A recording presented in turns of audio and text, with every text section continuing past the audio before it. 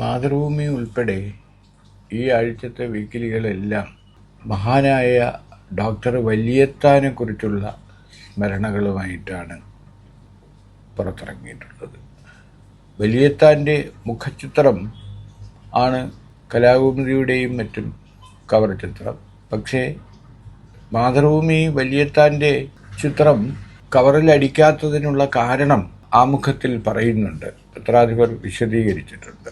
അപ്പോൾ MS വല്യത്താനെക്കുറിച്ചുള്ള സ്മരണ, രമേശ് നാരായണനുമായിട്ടുള്ള അഭിമുഖം, ബെന്യാമിൻ്റെ നോവൽ തുടരുന്നു.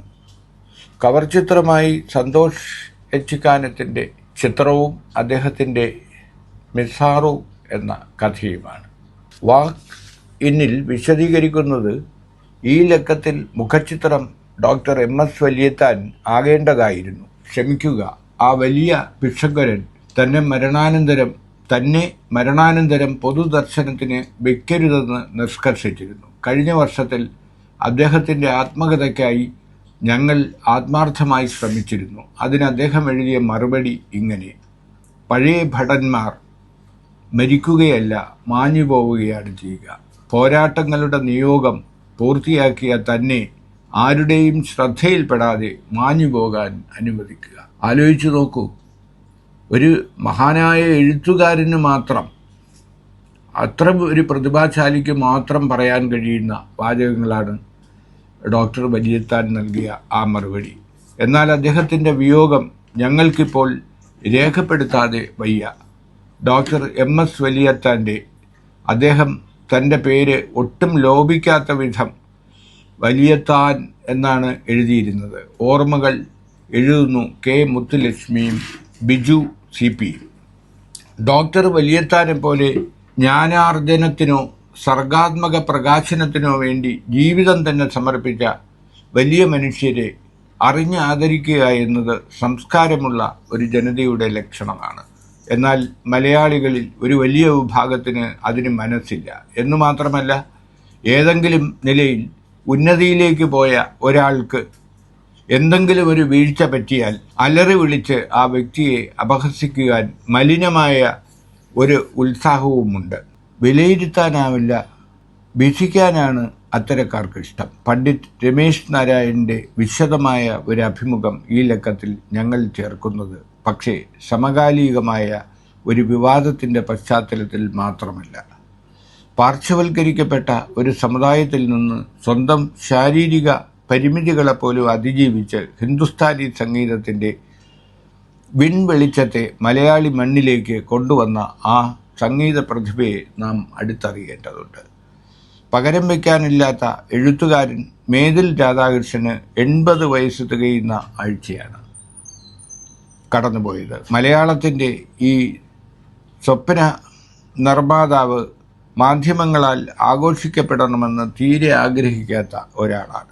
എന്നാൽ മേതിലിന് ശേഷം വന്ന എഴുത്തുകാരനെ ആഘോഷിക്കുമ്പോഴും നാം ഒരു നമസ്കാരം മേതിലിനും നൽകാറുണ്ട്. അതുകൊണ്ട് മേതിലിൻ്റെ 80ാം പിറന്നാൾ ഞങ്ങൾ അദ്ദേഹത്തിന് ശേഷം വന്ന എഴുത്തുകാരിൽ ഏറ്റവും പ്രമുഖനായ ഒരാളുടെ കഥ കവർ സ്റ്റോറിയാക്കി ആഘോഷിക്കുന്നു. സന്തോഷ് എച്ചിക്കാനത്തിൻ്റെ മിസാറു എന്ന കഥ വായിക്കാം, എഴുത്തുകാരൻ്റെ ശബ്ദത്തിൽ കേൾക്കുകയും ചെയ്യാം. രമേശ് നാരായണൻ്റെ വിവാദം വന്ന പശ്ചാത്തലത്തിലല്ല ആ മഹാനായ സംഗീതജ്ഞനുമായി ഉള്ള അഭിമുഖം, അദ്ദേഹത്തെക്കുറിച്ചുള്ള ആർട്ടിക്കിൾ പബ്ലിഷ് ചെയ്തെന്ന് മാതൃഭൂമി എടുത്തു പറയുന്നുണ്ട്. എന്തായാലും വലിയൊരു കലാകാരൻ എന്ന നിലയിൽ, വലിയൊരു സംഗീത സംവിധായകൻ എന്ന നിലയിൽ രമേശ് നാരായണന് പറ്റിപ്പോയ ഒരു അബദ്ധത്തെ വെച്ചുകൊണ്ട് അദ്ദേഹത്തെ കടന്നാക്രമിച്ചത് ശരിയല്ല എന്ന് മാതൃഭൂമി സൂചിപ്പിക്കുകയാണ്. ഇതിനു പുറമെ 2 കവിതകൾ, സച്ചിദാനന്ദൻ്റെ 2 കവിതകളുണ്ട്. ഏറെ എളുപ്പം എന്ന ശ്രീകുമാർ കരിയാടിൻ്റെ കവിത, റോഷ്നി സ്വപ്നയുടെ ഉരുക്കുശാല എന്ന കവിത. സാഹിത്യനഗരം കോഴിക്കോടൻ സാഹിത്യ പൈതൃകമായതിനെക്കുറിച്ച് MR രാഘവ വാര്യർ എഴുതുന്നു. പിന്നെ ഇന്ദ്രൻസിൻ്റെ ആത്മകഥ, ഭാഷയിലെ ജനപങ്കാളിത്തം, നിരക്ഷരുടെ നവകേരളം. ഇങ്ങനെ എല്ലാ അർത്ഥത്തിലും സമ്പന്നമാണ് മാതൃഭൂമി. വലിയ ദർശനം. ഡോക്ടർ വലിയത്താൻ തന്നെയാണ് കലാകൗമുദി പ്രധാനമായി കവർ ചിത്രമാക്കിക്കൊണ്ട് അദ്ദേഹത്തെക്കുറിച്ചുള്ള 4 സ്റ്റോറികളുണ്ട്. Doctor Anand Kumar, doctor K Murali, C Balagopal, doctor Madhusudanan, doctor K A Kumar എന്നിവരാണ് വലിയത്താനെ ഓർക്കുന്നത്. സി ബാലഗോപാലുമായി മദൻ ബാബു നടത്തിയ അഭിമുഖം വളരെ ശ്രദ്ധേയമായ ഒരു അഭിമുഖമാണ്.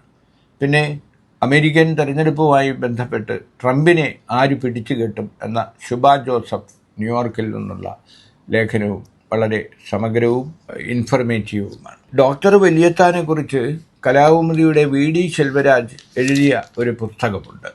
എനിക്ക് തോന്നുന്നത് ഡോക്ടർ വലിയത്താനെ കുറിച്ച് അത്തരം ഒരു പുസ്തകം മറ്റൊരു എഴുത്തുകാരനും പബ്ലിഷ് ചെയ്തിട്ടില്ല. ആ പുസ്തകം തന്നെയാണ് അദ്ദേഹത്തിൻ്റെ ജീവിതത്തിലൂടെ ഉള്ള ഒരു ഒരു അന്വേഷണം തന്നെയാണ്. വലിയത്താനുമായിട്ടുള്ള അഭിമുഖവും അദ്ദേഹത്തിൻ്റെ സ്മരണകൾ പങ്കിടുകയും ഒക്കെ ചെയ്യുന്ന ആ പുസ്തകം വളരെ മുമ്പ് തന്നെ ചിന്ത പബ്ലിഷേഴ്സ് പുറത്തിറക്കിയതാണ്. അപ്പോൾ ഇത്തവണ കൽപ്പതരു എന്ന് പറഞ്ഞിട്ട് അദ്ദേഹത്തിൻ്റെ cover story doctor Anand Kumar, ആഗ്രഹങ്ങൾ നിറവേറ്റുന്ന വൃക്ഷമാണ് കൽപ്പതരു, അറിവ് പകർന്നു തരികയാണ് വലിയത്താൻ സാർ എപ്പോഴും ചെയ്തിരുന്നത്.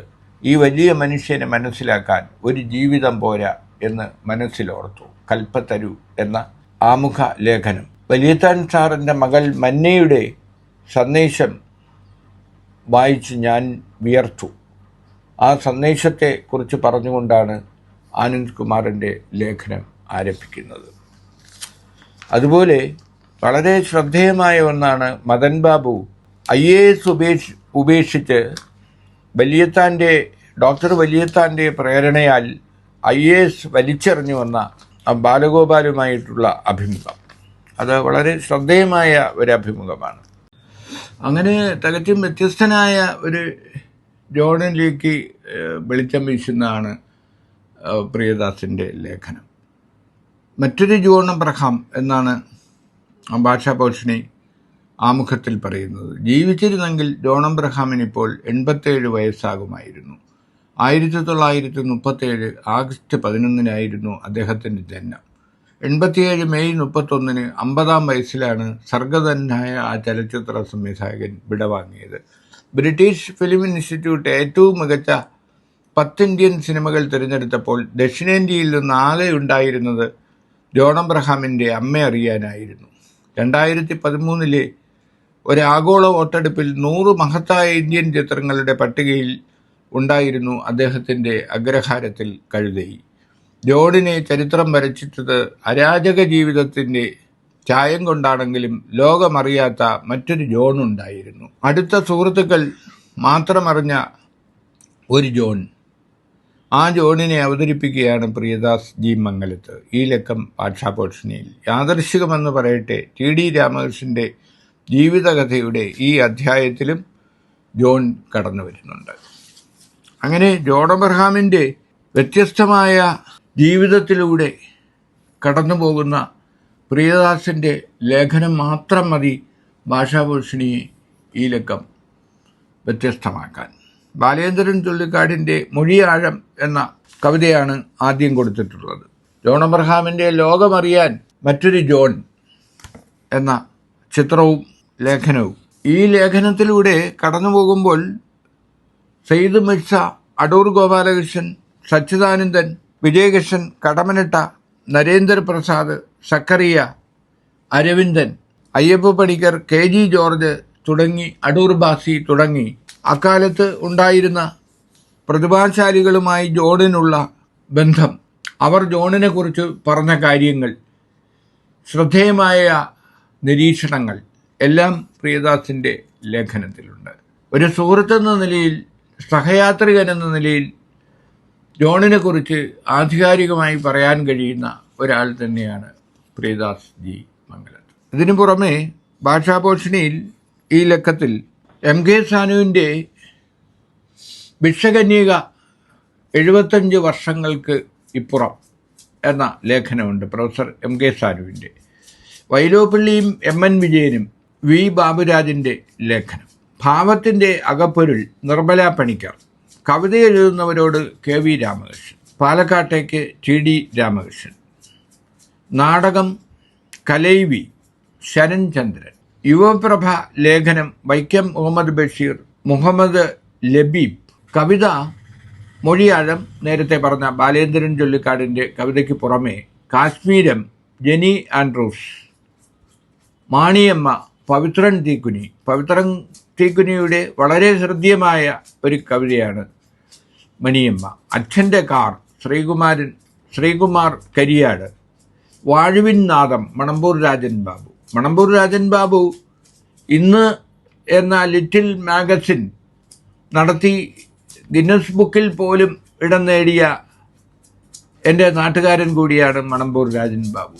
യഥാർത്ഥത്തിൽ മണമ്പൂരിനെ പോലെ ഒരു പത്രാധിപർ ചിലപ്പോൾ നമ്മുടെ രാജ്യത്ത് തന്നെ അപൂർവമാണ്. കാരണം ഇല്ലൻ്റ് മാഗസിൻ എന്ന അദ്ദേഹത്തിൻ്റെ പരീക്ഷണം എത്രയോ വർഷങ്ങളായി, എത്രയോ പതിറ്റാണ്ടുകളായി കവി കൂടിയായ മണമ്പൂർ അറിയപ്പെടുന്ന പത്രാധിപരുമാണ്. K. ബാബു ജോസഫിൻ്റെ ഞാനല്ലേ ആൾ. നാടകം പഴയ വീട് ബിജോയ് ചന്ദ്രൻ. ശത്രുരക്ഷാപൂജ MS ബിനേഷ്. മാനിഷാദ പ്രദീപ് SS. കഥയുണ്ട് EP ശ്രീകുമാറിൻ്റെ പ്രതീതി. പിന്നെ രാജു നായരുടെ ഖാൻ യൂനൂസിലെ ചിത്രകാരി. അങ്ങനെ 2 കഥകളും.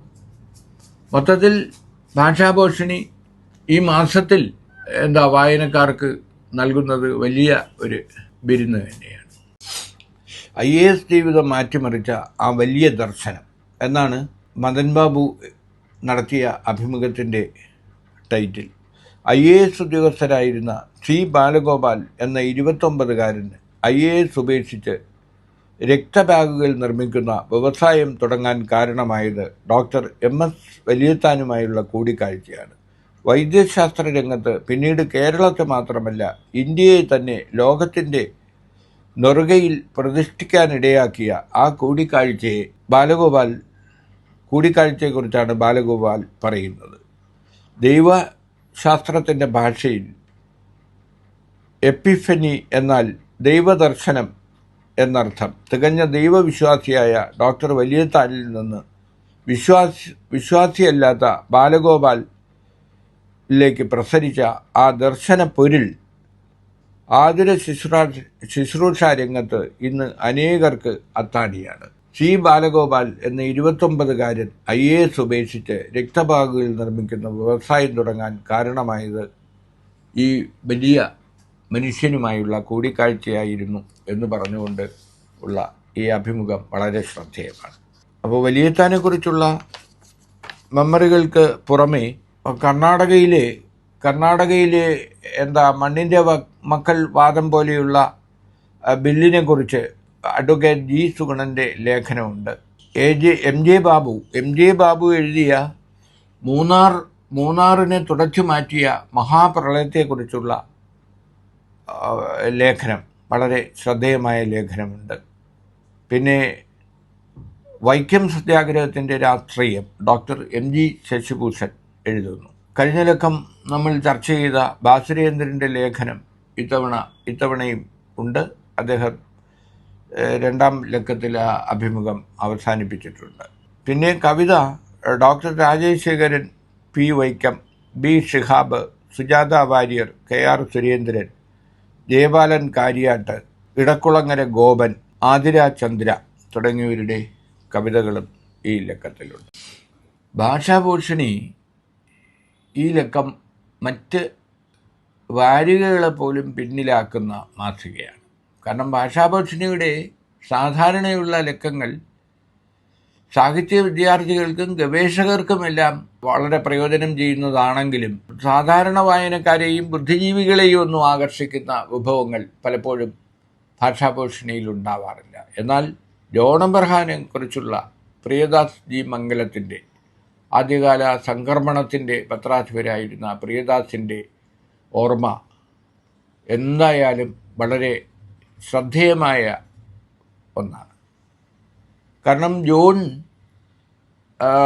സംവിധായകനായ ജോണിനെയും നാടകകാരനായ ജോണിനെയും മദ്യമനായ ജോണിനെയും ഒക്കെ എല്ലാവർക്കും അറിയാമെങ്കിലും ജോൺ എന്ന മനുഷ്യനെ അറിയുന്നവർ വളരെ ചുരുക്കമാണ്. അപ്പോൾ അങ്ങനെയുള്ള ജോണിലെ മനുഷ്യനെ, വ്യത്യസ്തനായ ഒരു ജോണിനെ നമുക്ക് കാണിച്ചു തരുന്ന ഓർമ്മക്കുറിപ്പാണ് പ്രിയദാസ് ജി മംഗലത്തിൻ്റെ. കാരണം സംക്രമണം പ്രിയദാസ് ഇറക്കുന്ന കാലത്താണ് സമതാളം എന്ന പ്രസിദ്ധീകരണം യൂണിവേഴ്സിറ്റി കോളേജിൽ നിന്ന് ഞങ്ങളും ഇറക്കിയിരുന്നത്. അപ്പോൾ ആരോഗ്യകരമായ ഒരു മത്സരം പൃഥ്വിയും സമതാളവും സംക്രമണവും തമ്മിലെല്ലാം മത്സരിച്ചിരുന്ന ഒരു കാലം. ആ കാലത്താണ് ഇൻസ്റ്റിറ്റ്യൂട്ട് ഓഫ് ഇംഗ്ലീഷിലെ വിദ്യാർത്ഥിയായിരുന്ന പ്രിയദാസ് ജി മംഗലത്ത് ജോണിൻ്റെയും അയ്യപ്പ പണിക്കർ സാറിൻ്റെയും എല്ലാം സഹായത്തോടെയും പിന്തുണയോടുകൂടിയും സംക്രമണം നടത്തിയിരുന്നത്. ഒരുപക്ഷെ മലയാളത്തിൽ കവിതകളുടെ കടമനിട്ട ബാലേന്ദ്രൻ ചുള്ളിക്കാടിൻ്റെയും കടമനിട്ടയുടെയും അയ്യപ്പൻ്റെയും എല്ലാം കവിതകൾക്ക് എത്രത്തോളം വായനക്കാരിൽ സ്വാധീനമുണ്ടെന്ന് തിരിച്ചറിഞ്ഞ ഒരു പത്രാധിപർ കൂടിയായിരുന്നു പ്രിയദാസ്. ആദ്യമായി കവിതകൾ കാസറ്റിലാക്കി അത് വിദേശ രാജ്യങ്ങളിലേക്ക് അയക്കുകയും അങ്ങനെ കവിതയ്ക്ക് ഒരു ആഗോള മാർക്കറ്റ് ഉണ്ടെന്ന് ആദ്യം കണ്ടെത്തുകയും ചെയ്ത ഒരു പത്രാധിപർ കൂടിയാണ് പ്രിയദാസ്. അത് കടമനിട്ട കവിതകൾ അന്ന് ചൂടപ്പം പോലെ കടമനിട്ട കവിതയുടെ കാസറ്റുകൾ വിറ്റിരുന്ന ഒരു കാലം. പ്രിയദാസിൻ്റെ ജോണിനെക്കുറിച്ചുള്ള മെമ്മറികളിൽ അദ്ദേഹം ചെറിയാച്ചൻ്റെ ക്രൂരകൃത്യങ്ങൾ ടാഗോർ തിയേറ്ററിൽ പ്രദർശിപ്പിച്ചിരുന്ന കാലത്തെക്കുറിച്ച് പറയുന്നുണ്ട്. അതിന് ഒരു ദൃക്സാക്ഷിയാണ് ഞാൻ. കാരണം പ്രിയദാസ് എഴുതിയിരിക്കുന്നത് ചെറിയാച്ചൻ്റെ ക്രൂരകൃത്യങ്ങൾ ടാഗോർ തിയേറ്ററിൽ പ്രദർശിപ്പിച്ച സമയത്ത് സംവിധായകനായ ജോണും താനും ഒന്നിച്ച് പോസ്റ്ററുകൾ നഗരത്തിലെ ചുവരുകളിൽ പതിച്ചിരുന്ന കാര്യം അദ്ദേഹം ഓർക്കുന്നുണ്ട്. അപ്പോൾ ബൈക്കിൽ കയറിയിരുന്ന് പ്രത്യേക ആംഗിളുകൾ കണ്ടെത്തി തങ്ങൾ മാറി മാറി പോസ്റ്റർ പതിച്ചിരുന്നു എന്നാണ് പ്രിയദാസ് ഓർക്കുന്നത്.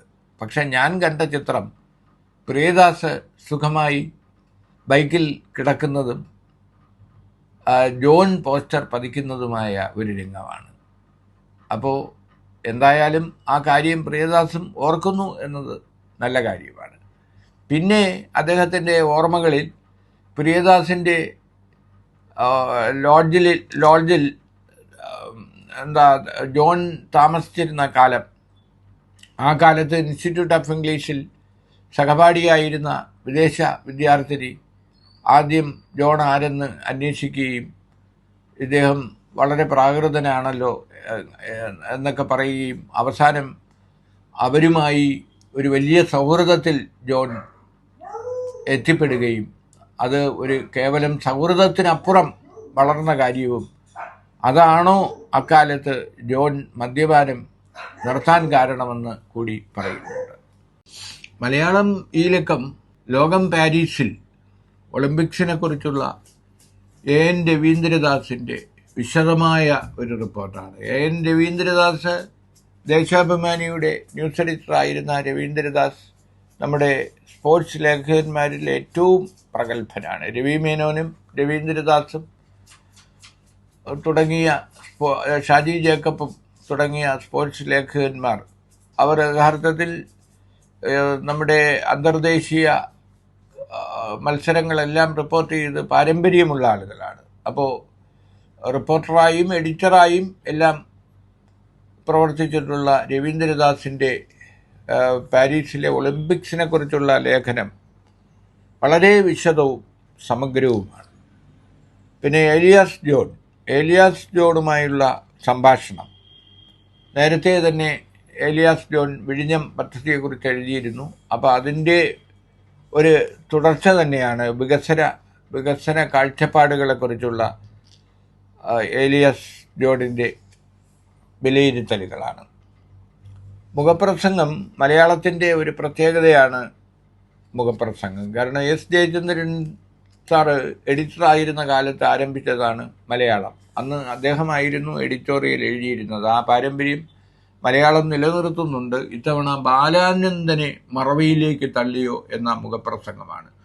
EMSന് ശേഷം CPMൻ്റെ പോളിറ്റ് ബ്യൂറോയിലെത്തിയ ആളാണ് ഈ ബാലാനന്ദൻ. നയനാരും VS-ഉം അതിനുശേഷം മാത്രം ഉത്തരവ്. ഇന്ത്യ ഒട്ടാകെ ഓടി നടന്ന് തൊഴിലാളികളെ സംഘടിപ്പിക്കുകയും അവരെ ചെങ്കൊടിക്ക് കീഴിൽ അണിനിരത്തുകയും ചെയ്തതാണ് ആ സ്ഥാനത്തേക്കെത്താൻ അദ്ദേഹത്തെ അർഹരാക്കിയത്. ചെറിയ പ്രായത്തിൽ തന്നെ തൊഴിലാളിയായി കൊച്ചിയിലെത്തി തൊഴിലാളികളെ സംഘടിപ്പിച്ചു എന്ന പേരിൽ ജോലി ചെയ്തിരുന്ന കമ്പനിയിൽ നിന്ന് പുറത്താക്കപ്പെടുകയും ചെയ്തു. പിന്നീട് അദ്ദേഹം മുഴുവൻ സമയ തൊഴിലാളി പ്രവർത്തകനായി. ഇന്ത്യയിലെ തൊഴിലാളികളുടെ പ്രധാന നേതാവായി. തൊഴിലാളികൾ നേരിടുന്ന കഷ്ടപ്പാടുകൾ അറിയുകയും അവരെ സമരരംഗത്ത് അണിനിരത്തുകയും അവർക്കൊപ്പം നിന്ന് പോരാടുകയും ചെയ്ത വലിയ പോരാളി. ഒരർത്ഥത്തിൽ കേരളം ഇന്ത്യക്ക് സംഭാവന നൽകിയ തൊഴിലാളി വർഗ നേതാവ്. അദ്ദേഹത്തെ നാം മറന്നോ, മറവിയിലേക്ക് തള്ളിയോ എന്നാണ് പത്രാധിപർ ചോദിക്കുന്നത്. അദ്ദേഹത്തിൻ്റെ 100ാം ജന്മദിനവും കടന്നുപോയി. EMS-നും AKGക്കും കൃഷ്ണപിള്ളയ്ക്കും ലഭിച്ച ആദരവ് 7 പതിറ്റാണ്ട് പാർട്ടിക്കും തൊഴിലാളി വർഗത്തിനും മാറ്റിവെച്ച ബാലാനന്ദന് നിഷേധിക്കുന്നത് എന്തുകൊണ്ടായിരിക്കും എന്ന ചോദ്യത്തോടെയാണ് ആ മുഖപ്രസംഗം അവസാനിക്കുന്നത്. അകത്താളുകളിൽ കായികം നേരത്തെ പറഞ്ഞു. സമകാലികം കടൽ ചെമ്മീൻ നിരോധനം മത്സ്യബന്ധന മേഖലയെ തകർക്കാൻ സതീഷ് സൂര്യൻ എഴുതുന്നു. പിന്നെ പങ്ക്തികൾ ഇടവഴികളിൽ താഹാമാടായി കവിരേഖ ദേശമംഗലം, വിചിത്രസൂത്രം S. ഗോപാലകൃഷ്ണൻ, വായനശാല, സംഭാഷണം ഒരു വികസനവാദിയുടെ 30 വർഷം. അതാണ് നേരത്തെ ഞാൻ സൂചിപ്പിച്ച ഏലിയാസ് ജോണുമായിട്ട് PS റംഷാദ് നടത്തുന്ന അഭിമുഖം. യാത്ര മോസ്കോ തീരത്ത് വർഗീസ് സംഗമാലി. ഓർമ്മ ഹിരണ്യൻ പ്രണയത്തിന് സമർപ്പിക്കപ്പെട്ട കാവ്യജീവിതം അശോകൻ തെരുവിൽ നടത്തുന്ന അനുസ്മരണമാണ്. സാഹിത്യം കവിത സേവാഗ്രാം സ്കെച്ചുകൾ മാധവൻ പുറച്ചേരി, കഥ വംശഹത്യ സന്ധ്യ NB, കല കമലാദാസ് ഗുപ്ത, മലയാളി മറന്നുപോയ സ്ത്രീ ശില്പി ഷീജോ ജേക്കബ്, നോവൽ വിമർശനം നോവൽ എന്ന സംശയം ബാലേന്ദ്രൻ വടക്കേടത്ത്. അങ്ങനെ പതിവുപോലെ മലയാളം ശ്രദ്ധേയമായ വിഭവങ്ങളാണ് നമുക്ക് നൽകുന്നത്. മാധ്യമം ആഴ്ചപ്പതിപ്പിൻ്റെ ഉൾക്കാഴ്ചയ്ക്ക് ഉദാഹരണമാണ് ഇക്കഴിഞ്ഞ ദിവസം വന്ന സുപ്രീം കോടതി വിധി. കാരണം അതിപിന്നോക്കക്കാർക്ക് മുൻഗണന നൽകണം എന്ന് സുപ്രീം കോടതിയുടെ 7-അംഗ ബെഞ്ച് കഴിഞ്ഞ ദിവസം പുറപ്പെടുവിച്ച വിധിയാണ് ഇന്നത്തെ മനോരമയിലെ പ്രധാന വാർത്ത. കഴിഞ്ഞ ആഴ്ച പുറത്തിറങ്ങിയ ഈ ആഴ്ച ദിവസങ്ങൾക്ക് മുമ്പ് പുറത്തിറങ്ങിയ മാധ്യമം വീക്കിലിയിൽ ആനുപാതിക പ്രാതിനിധ്യം കൂടിയാണ് ജനാധിപത്യം എന്ന അവരുടെ പ്രധാന സ്റ്റോറി, കവർ സ്റ്റോറി. സർക്കാർ എയ്ഡഡ് മേഖലകളിൽ നടക്കുന്നതെന്ത്, ദളിത് ആദിവാസി വിദ്യാർത്ഥികൾക്ക് നീതി നിഷേധിക്കപ്പെടുന്ന വിധം, Sudhesh M. Raghu, doctor AB Moideenkutty, Hafas Mol OK, doctor OK Santhosh, OP Raveendran, R. Sunil എന്നിവർ പങ്കെടുത്ത ചർച്ചയാണ്. അപ്പോൾ യഥാർത്ഥത്തിൽ ഒരു വാരികയ്ക്ക് വേണ്ട ഒരു ദീർഘദർശനം തന്നെയാണ് നടത്തിയിരിക്കുന്നത്. കാരണം അവർ ചർച്ച ചെയ്ത ആ വിഷയത്തിൽ സുപ്രീം കോടതി തന്നെ നമ്മുടെ ജാതി സെൻസസിൻ്റെ അനിവാര്യതയും ദളിത് അതുപോലെ തന്നെ എന്താ പറയുക SC വിഭാഗങ്ങളിൽ പെട്ടവർക്ക് അവിടെ അവർക്ക് ലഭിക്കാതെ പോയ വളരെ പിന്നോക്കക്കാരായ ആളുകൾക്ക് ലഭിക്കാതെ പോയ വിഭാഗങ്ങളെ കൂടി ഉൾപ്പെടുത്തുന്നതിൻ്റെ ആവശ്യകതയെക്കുറിച്ചുള്ള ഈ ചർച്ച. അപ്പോൾ ഇത്തരത്തിൽ യഥാർത്ഥത്തിൽ നമ്മുടെ വാരികകൾക്ക് കടന്നു ചെല്ലാൻ കഴിയണം. വിഷയങ്ങളിലേക്ക്, ജനജീവിതത്തെ ബാധിക്കുന്ന വിഷയങ്ങൾ മുൻകൂട്ടി കാണാനും അവ റിപ്പോർട്ട് ചെയ്യാനും കഴിയുമ്പോഴാണ് ഒരു മാധ്യമ ദൗത്യം പൂർത്തിയാകുന്നത്. Sreekumaran Thampi, Radhakrishnan MG, E. Santhosh Kumar, advocate Kaleeswaran Raj, ഗായത്രിയുടെ കഥ, കവിത സുമയ സുമം, ശുഭ K, റസാഖ് ചെത്തലാത്ത്.